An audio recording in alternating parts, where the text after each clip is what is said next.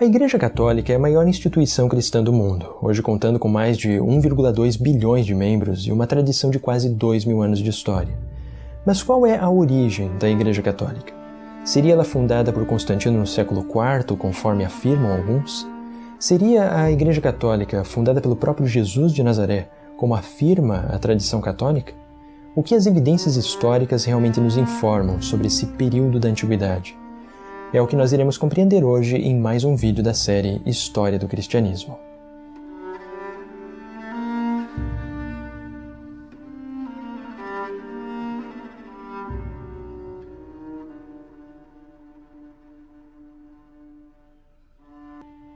Sejam muito bem-vindos a mais um vídeo aqui do canal.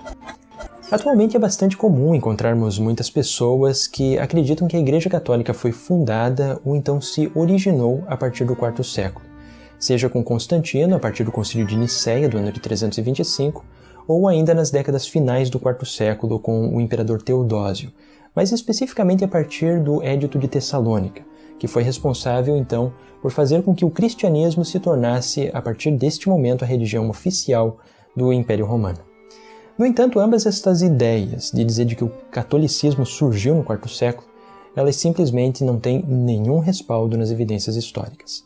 Para nós compreendermos a história do catolicismo e as origens da Igreja Católica, nós temos de ainda voltar muitos e muitos anos antes de Constantino.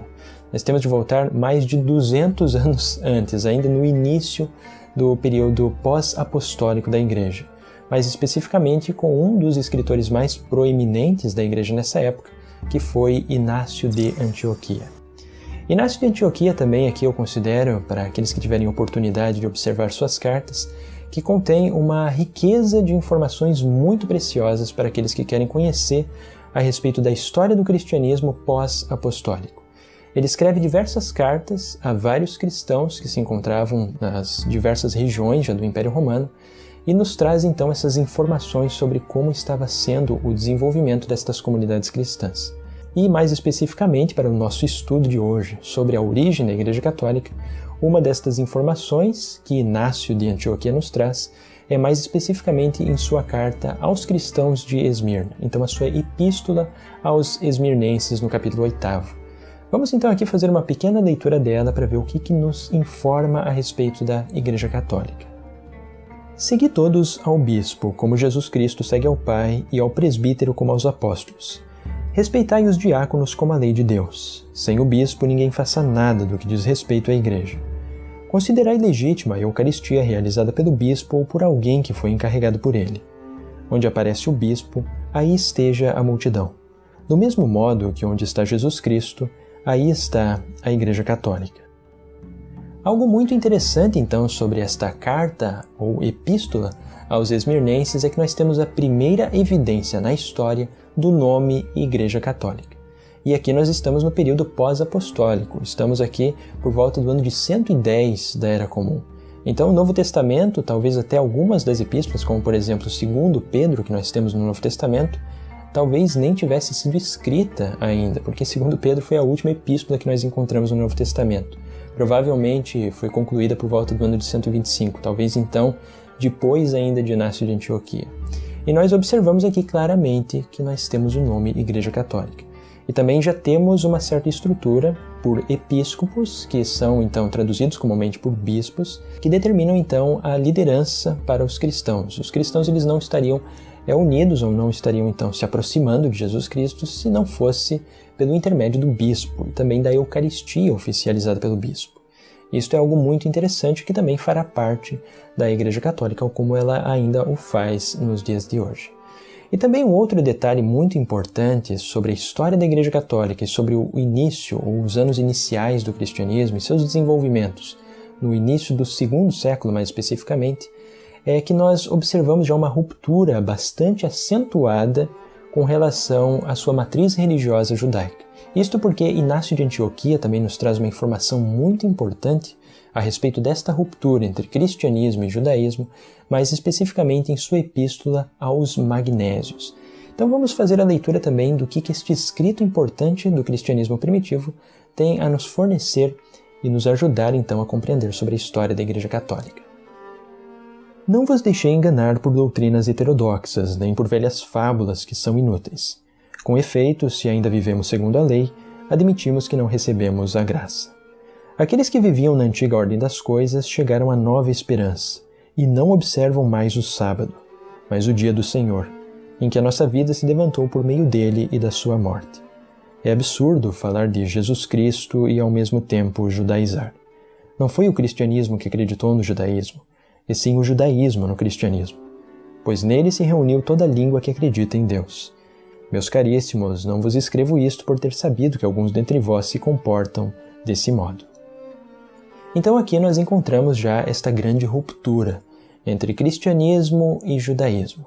E também já neste momento nós conseguimos separar aquilo que vai se tornar a religião judaica, que está se tornando então o judaísmo rabínico mais especificamente, e aquilo então que é o cristianismo, considerado então por Inácio de Antioquia como sendo a Igreja Católica. Mas aqui existem alguns detalhes que são muito importantes de nós compreendermos a respeito deste período da história do cristianismo e também da história da Igreja Católica. Isto porque, neste período histórico, nós ainda não podemos utilizar necessariamente o termo ortodoxia para a Igreja Católica. Até mesmo este é um termo muito interessante que foi elaborado por Bart de Ehrman, que é um importante pesquisador e historiador a respeito do cristianismo primitivo, que como não está ainda estabelecido várias das doutrinas que farão parte posteriormente da Igreja Católica, nós podemos somente chamar este período do cristianismo de proto-ortodoxo. A ortodoxia é algo que virá mais depois. Isto porque, por exemplo, a doutrina da Trindade, que será algo muito comum, que será parte da ortodoxia na Igreja Católica, ela não faz parte ainda da compreensão de grande parte dos cristãos. Ainda nós não encontramos em nenhum desses escritos do segundo século, por exemplo, a menção de Trindade. Ainda não estava, então, definido como era a relação de Jesus de Nazaré com Deus e também a relação com o Espírito Santo. Ainda estava sendo pensado e discutido no cristianismo a respeito destes assuntos. Também, por exemplo, a proeminência do Papa, ou o bispo que se encontrava em Roma, também ainda não é encontrado neste período de tempo. Cada um dos bispos, especialmente nas capitais ou regiões mais importantes do Império Romano, eles tinham uma autoridade equivalente. O bispo de Roma ele não tinha uma proeminência que possa ser perceptível de acordo com as evidências históricas que nós temos. A proeminência do bispo de Roma, que posteriormente vai se tornar o Papa e o cabeça das igrejas, só começa a se tornar mais clara a partir do final do segundo século, em que ele faz decisões importantes já, por exemplo, a respeito da data da celebração da Páscoa, que será ainda ratificada pelo Concílio de Nicéia do quarto século do ano de 325. Aqui também alguns detalhes que ainda faltam ser elaborados é, por exemplo, o cânon que irá formar o Novo Testamento. Aqui nós ainda não temos um cânon bíblico. Então os cristãos eles ainda não sabem ou então não têm uma compreensão exata sobre quais são os livros que são autoritários ou menos autoritários. Por exemplo, aqui se utiliza, assim como várias outras cartas de Paulo, em quase igual autoridade, o Didaque. Também temos o Pastor de Hermas, que é um escrito bastante importante dos inícios do cristianismo, dentre vários outros conjuntos de escritos que estão lado a lado com os escritos do Novo Testamento. E também aqui nós não vemos ainda claramente, segundo as evidências que nós temos da história, a ideia da iconoclastia, ou ainda propriamente uma devoção aos santos da Igreja Católica. Isto é algo que nós podemos observar de forma mais clara ao final do segundo século, em que nós já temos até mesmo em catacumbas de Roma o desenho da Virgem Maria. Então nós podemos considerar que provavelmente ali é que estava começando já a devoção à Virgem Maria, entre o final do segundo século e início do terceiro, com base nessas pinturas então que os cristãos tinham. E também que nós vamos observar posteriormente ainda com os escritos da patrística.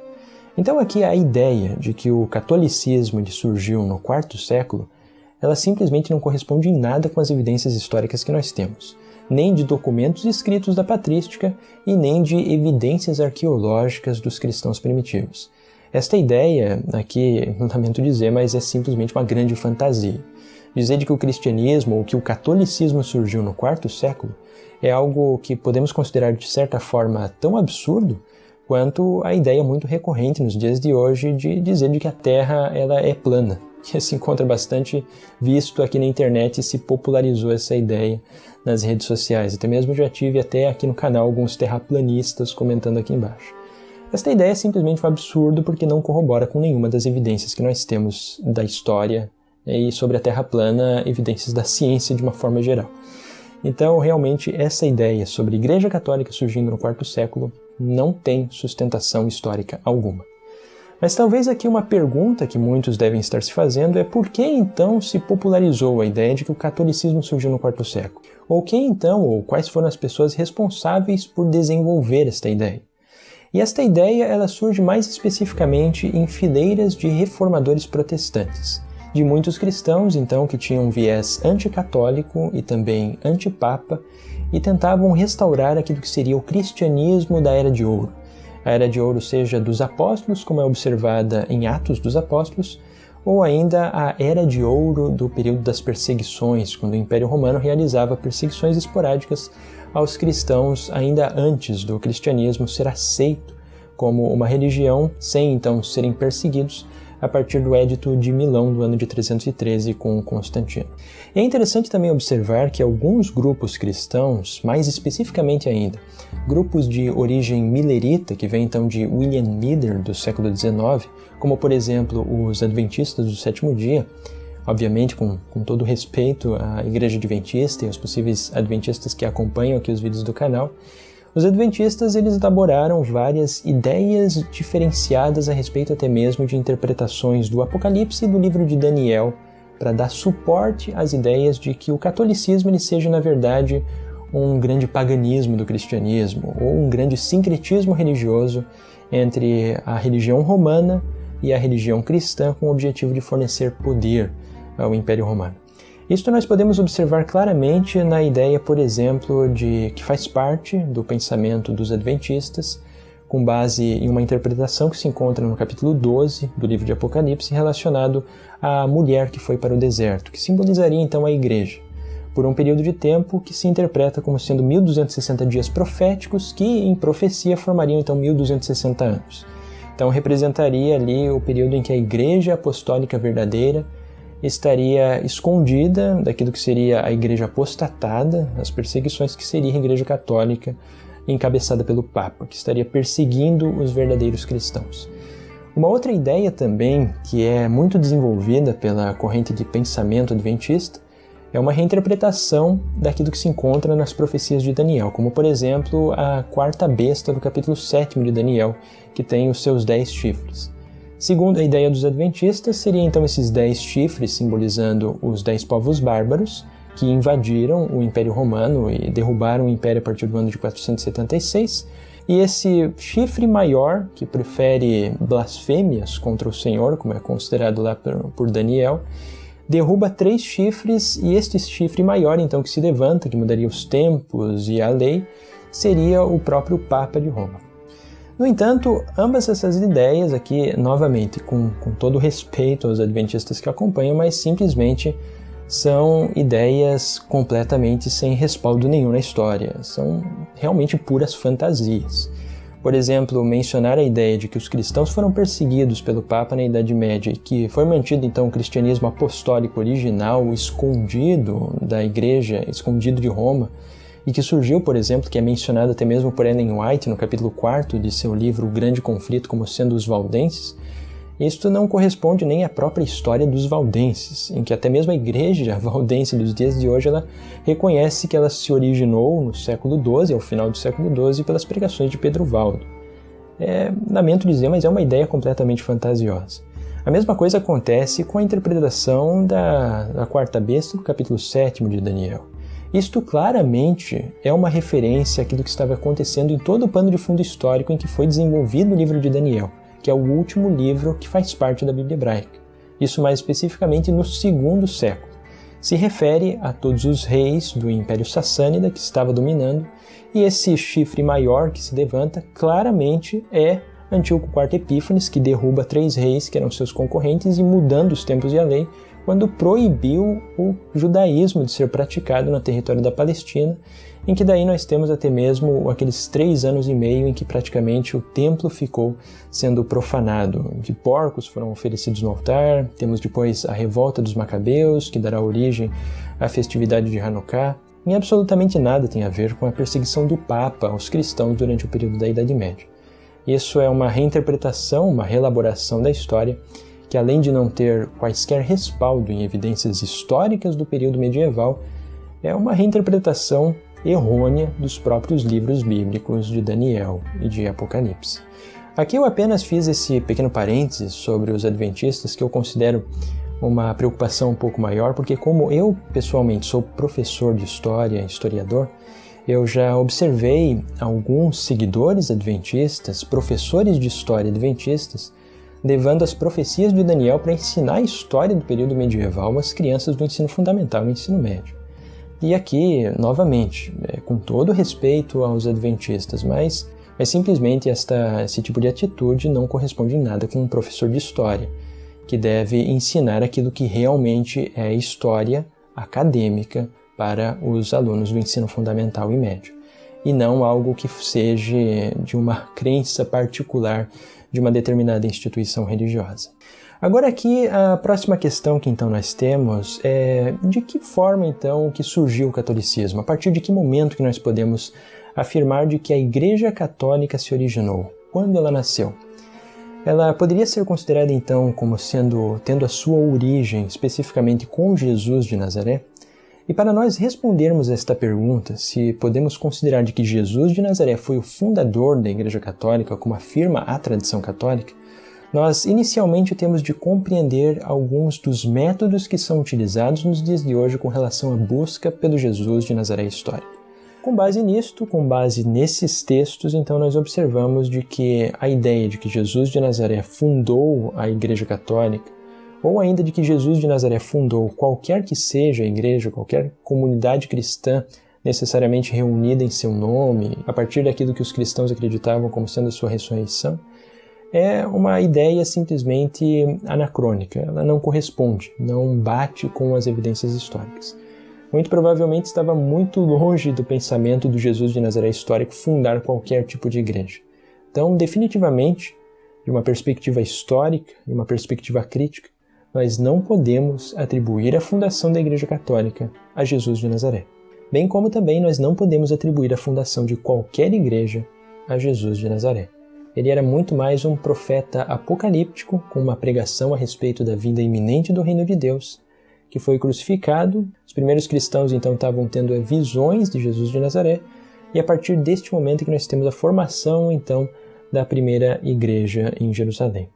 Mas que Jesus de Nazaré foi o fundador propriamente da igreja, segundo a crítica histórica, realmente ele não pode ser considerado como o fundador. Mas aqui então fica ainda a pergunta no ar. Se não foi nem Constantino que fundou a Igreja Católica, se não foi Jesus de Nazaré quem fundou a Igreja Católica, e se nós já vemos a existência de uma Igreja Católica com Inácio de Antioquia logo depois do período apostólico, afinal, em que momento que a Igreja Católica surgiu? E aqui, para nós compreendermos então em que momento poderíamos considerar de que a Igreja Católica surgiu, é necessário nós primeiramente entendermos algumas particularidades com relação a esses termos, o que significa igreja e o que significa católica. Primeiro de tudo, o termo igreja, como eu já mencionei também anteriormente, não significa uma estrutura, não significa um templo em que os cristãos se reúnem. Basicamente, onde há uma comunidade de cristãos reunidos com relação a Jesus de Nazaré, nós podemos já dizer que ali nós temos uma igreja. Esse termo é algo que provém do grego chamado eclésia, que era basicamente onde os gregos se reuniam para tomar decisões com relação à democracia grega.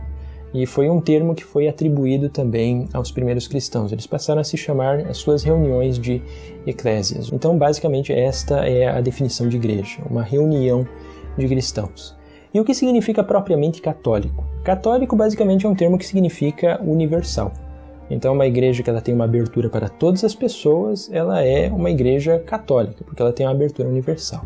No entanto, definir a igreja católica apenas nesses critérios é de certa forma limitado, porque implicaria necessariamente que qualquer cristão, independente de sua fé em específica, se ele tivesse uma abertura para as pessoas, seria considerado católico. E nós observamos que a igreja católica ela tem uma estrutura formada por episcopos, os bispos, Ela também tem um conjunto de escritos, que vão ser depois os escritos do Novo Testamento, ela tem os evangelhos, ela tem princípios básicos de doutrinas, então tudo isso são questões também que formam a Igreja Católica, como nós então a conhecemos. Então, a partir do momento da morte de Jesus de Nazaré, em que nós temos apenas um grupo de judeus reunidos, que não tinham então uma abertura ainda para aqueles que não eram judeus fazerem parte deste movimento, nesse momento nós ainda não podemos a chamar de Igreja Católica, porque falta essa catolicidade, falta essa universalidade. O que nos indica como o início da ideia a respeito de abrir um movimento para todos aqueles que não são judeus é algo que nós encontramos nos escritos de Atos dos Apóstolos no Novo Testamento,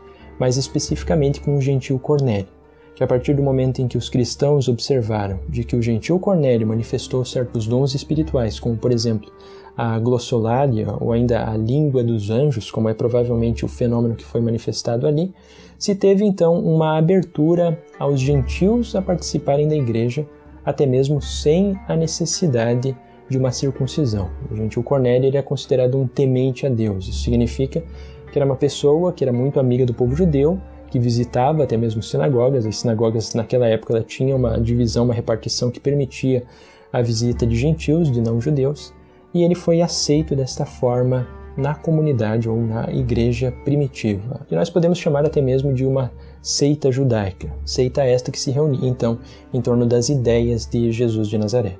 Então, a partir do momento que nós temos esta abertura inicial e também a abertura esta que foi permitida através da conversão do apóstolo Paulo e de toda a sua pregação aos gentios, nós podemos considerar aqui que nós temos já um proto-catolicismo, porque ainda falta desenvolver as outras doutrinas que farão parte da Igreja Católica. E também nós podemos considerar apenas como sendo um proto-catolicismo porque a Igreja, de forma geral, ela ainda era parte da comunidade judaica. Basicamente, os seus líderes eram judeus, o apóstolo Paulo era judeu, Pedro era judeu, Tiago, que era o líder da comunidade de Jerusalém, ele era judeu.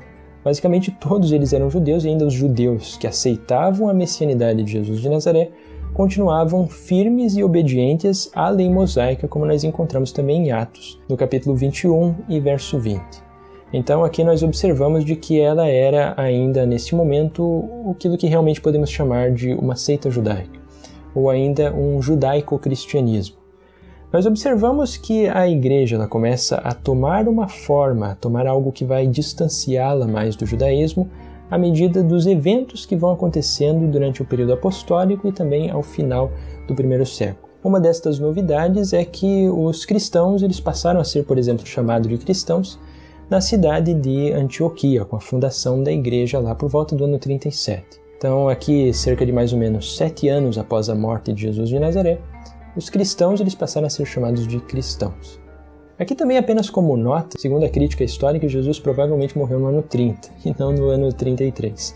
Mas mais tarde aqui em outros vídeos ainda também irei explicar a respeito desta cronologia com relação à vida de Jesus de Nazaré. Então aqui nós temos então eles gradativamente se diferenciando do judaísmo. Uma outra questão também que vai diferenciar em muito o desenvolvimento do cristianismo e sua abertura aos gentios e vai gradativamente moldar a sua catolicidade, podemos dizer dessa forma, é a respeito da conclusão que os apóstolos chegaram naquele que é chamado o Concílio de Jerusalém, em Atos 15, em que os gentios eles não foram obrigados a aderir a todas as leis mosaicas para se tornarem cristãos. Até mesmo em Atos 15 se coloca de que um gentio, se ele quisesse aprender as leis mosaicas, ele poderia seguir a uma sinagoga, porque existiam sinagogas nos maiores centros do Império Romano naquele momento. Mas eles não eram obrigados à circuncisão e só tinham que obedecer aos 4 critérios básicos que nós encontramos então em Atos no capítulo 15. A partir deste momento, nós observamos que há uma facilidade bastante grande para um gentio fazer parte do cristianismo, que era diferente do judaísmo, em que para um convertido se tornar judeu, ele tinha que fazer circuncisão. E aqui, lembrando, nós estamos num momento em que a circuncisão não era nada agradável, porque nós não tínhamos nem sequer anestesias, então era um feito realmente bem doloroso, de fato, para alguém que realmente quisesse converter ao judaísmo, enquanto que um cristão seria como se fosse uma espécie de comunidade judaica um pouco mais fácil de poder adentrar, porque não era necessário então nós termos a circuncisão. Com isto, gradativamente, o número de gentios convertidos foi se aumentando muito mais, enquanto que o número de judeus que aceitavam a Jesus de Nazaré como sendo o Messias foi cada vez se tornando mais reduzido. É aqui que nós encontramos um processo rápido até mesmo, que levou apenas algumas décadas, de que a igreja começa gradativamente a se diferenciar da comunidade judaica e a comunidade judaica começa a tomar um outro rumo, em que o cristianismo se encontra já em um certo contraste com o judaísmo. Ideias cristãs estão sendo elaboradas que também são um contraste com ideias judaicas, como por exemplo a ideia de que Jesus de Nazaré sendo morto na cruz seria então um Messias que estaria morrendo pela morte dos pecados da humanidade, o que não faz parte da crença messiânica, da crença da esperança do Messias, conforme é encontrado no judaísmo daquela época, que dará origem até mesmo ao judaísmo rabínico. Então aqui nós começamos a ver este contraste entre cristãos e judeus. Mas aqui a pergunta que surge das evidências históricas é a partir de que momento em que nós podemos dizer de que o cristianismo é uma religião diferente do judaísmo. Nós temos um evento muito importante, que aconteceu no Império Romano, depois da tomada de Jerusalém no ano 70, com a conquista dos romanos de todo o povo, assim como também a última grande revolta judaica de Massada, no ano de 74, que foi uma continuação de todo esse processo de revolta judaica, que vai desde o ano 66 até o ano 74. É a partir dessa revolta dos judeus contra Roma que nós vemos cada vez uma abertura maior e um distanciamento maior de cristãos e judeus. Tanto é que o Império Romano, após essa grande revolta dos judeus contra Roma, ele aplica aos judeus uma taxa chamada iudaico fiscus. Esse iudaico fiscus, algo que é muito interessante, é que ele não foi aplicado aos cristãos. Ele foi aplicado apenas aos judeus neste período após a revolta dos judeus contra Roma, como sendo uma punição aos judeus. Com isto, o que nós observamos aqui é que por volta dos anos 80 da Era Comum, o cristianismo ele já era uma religião até mesmo reconhecida pelo Império Romano como sendo distinta do judaísmo. Então é a partir deste momento em que nós temos uma distinção, em que os evangelhos estão sendo escritos, em que a igreja está tendo uma liderança, em que tudo aquilo que é a raiz daquilo que se tornará o catolicismo, que nós vamos conhecer posteriormente, está ali, é que nós temos então aquilo que poderíamos considerar como o surgimento da Igreja Católica, como a conhecemos. Então é a partir deste momento em que nós podemos já afirmar com uma maior segurança que temos uma Igreja Católica. Mas aqui algo que é muito importante de se afirmar é que a Igreja Católica ela não é um evento que pode ser colocado na história. Ela não é um evento específico da história que marca, que a partir deste momento nós temos uma Igreja Católica. Ela é um processo que se inicia a partir do momento em que os apóstolos resolveram que iriam abrir a sua comunidade para aderir aos gentios, até o momento em que nós temos então pelo menos os evangelhos do Novo Testamento, que irão fundamentar as doutrinas católicas, sendo escritos. Então é todo um processo que envolve todo o primeiro século e talvez ainda o início do segundo século, em que nós já temos até mesmo os cristãos se denominando como católicos, como nós encontramos na carta de Inácio de Antioquia. É a partir deste momento que nós temos a origem da Igreja Católica. Agora aqui um detalhe que é importante. Nós podemos fazer então, como afirmam alguns padres, até mesmo em vídeos que ficaram bastante conhecidos do YouTube, afirmar de que a Igreja nasceu católica. Obviamente que essa afirmação ela vai longe demais, porque nós observamos que o nascimento da comunidade cristã ela era apenas judaica, fechada apenas aos judeus. Levou ainda alguns anos para ver uma abertura aos gentios. Até mesmo Jesus de Nazaré nos evangelhos é mencionado tendo algum contato com os gentios, mas isso eram apenas exceções, não era regra.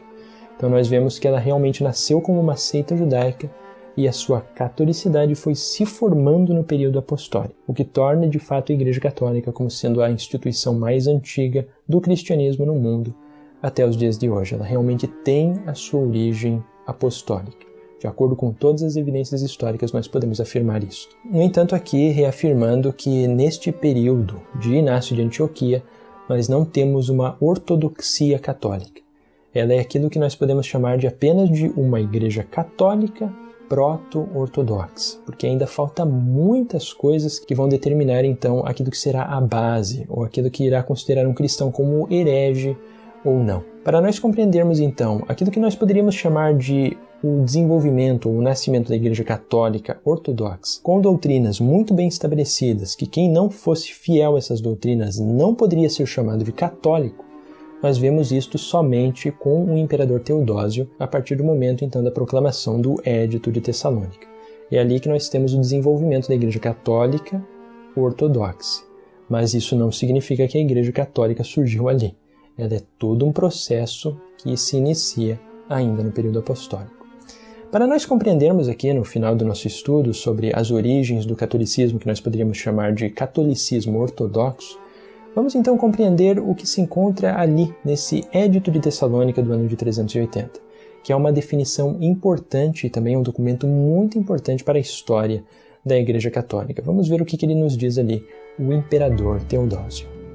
É nosso desejo que todas as várias nações que estão sujeitas à nossa clemência e moderação continuem a professar aquela religião que foi entregue aos romanos pelo divino apóstolo Pedro, como foi preservada pela fiel tradição e que agora é professada pelo pontífice Dámaso e por Pedro, bispo de Alexandria, homem de santidade apostólica. Segundo o ensinamento apostólico e a doutrina do Evangelho, acreditemos na única divindade do Pai, o Filho e o Espírito Santo, em igual majestade e em Santíssima Trindade. Autorizamos os seguidores desta lei a assumir o título de cristãos católicos, mas, quanto aos outros, visto que, em nosso juízo, eles são loucos e insensatos, decretamos que sejam marcados com o nome ignominioso de hereges, e não pretenda dar a seus conventículos o nome de igrejas. Eles sofrerão, em primeiro lugar, o castigo da condenação divina, e, no segundo, a punição de nossa autoridade, que, de acordo com a vontade do céu, decidiremos infligir. Então é a partir deste momento, com o Édito de Tessalônica, que os cristãos católicos estão muito bem definidos. Aqueles que estão de acordo com o Concílio de Nicéia e também com o concílio que vai ser elaborado posteriormente ao Édito de Tessalônica, que é o Édito de Constantinopla, no ano de 381, é que somente serão chamados de cristãos católicos. Os cristãos que não se adequam ao que foi estipulado por estes concílios, então, que são considerados concílios ecumênicos, eles não devem, a partir de então, ser chamados de cristãos católicos. Então isso é algo interessante porque, por exemplo, quando nós tínhamos no Concílio de Nicéia a grande debate com relação aos cristãos arianos, não significava naquele momento que os arianos não fossem considerados cristãos católicos também. Eles divergiam em seu pensamento, mas ainda não tinha essa grande divisão. Então é somente a partir do Édito de Tessalônica que nós temos essa divisão. Se você não acredita naquilo que foi estipulado pelo determinado concílio, você não deve ser considerado um cristão católico. Você deve ser considerado um herege. Futuramente, ainda adentrando para os anos finais da Antiguidade, ainda antes da queda do Império Romano no ano de 476, nós ainda vamos ter mais 2 concílios. Adentrando para o período da Idade Média, nós ainda vamos ter 3 concílios. E estes 7 concílios é o que determinam aquilo que é a fé católica até os dias de hoje. Então, por exemplo, os protestantes, a grande parte dos cristãos protestantes aceita apenas os 4 concílios ecumênicos, que são o Concílio de Nicéia de 325, o Concílio de Constantinopla de 381, que vai até mesmo formular aquilo que é o Credo Niceno-Constantinopolitano. Nós também depois temos o Concílio de Éfeso e o Concílio de Calcedônia.